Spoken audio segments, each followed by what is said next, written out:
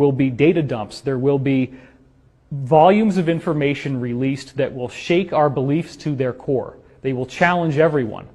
And what can happen right now is by you listening to this and educating yourself about the truth and about what is really going on in our world, you can help to calm people down when this disclosure comes out, because some of the material is so upsetting that there will be people who do not want to get out of bed, they do not want to eat.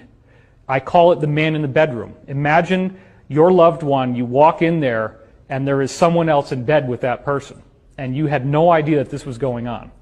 We are taught to love these politicians. We are taught to aspire to be like them, think of them as great. People cheer in massive crowds at these political rallies. Now when we find out the scope of the betrayal, we find out that these people have not only been lying to us, but they've actually been deploying a weapons system into our food supply. They've deliberately added things to processed food that decreases lifespan, increases lethargy, fatigue, laziness, decreases your IQ, decreases your motivation. That's why it's very important to eat organic food, to try to eat as natural of a diet as possible, stay away from the processed stuff. This is a war. These people are trying to kill us.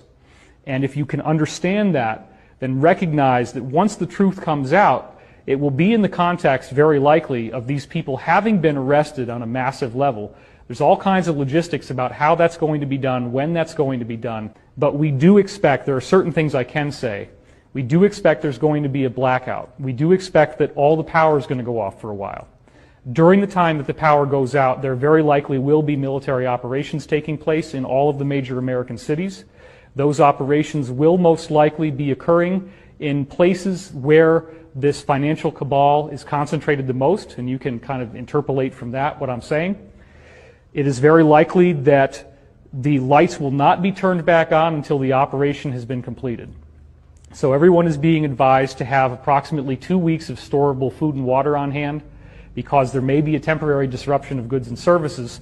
This thing is pervasive through media, government, finance, military, politics, pharmaceuticals, agriculture, food. It's a very complex problem, and a lot of people immediately want to look away when they encounter this information. They say, this is overwhelming. In fact, and she's given me permission to say this now, my own mother, when I would talk to her about this, she said, David, I don't want to live in a world where this is true. And I said, Mom, you can't change the fact that these people exist. The evidence is right in front of your face.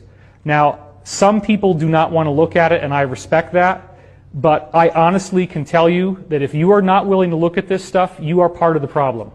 Because you are burying your head in the sand, you don't have the courage to face the adversary.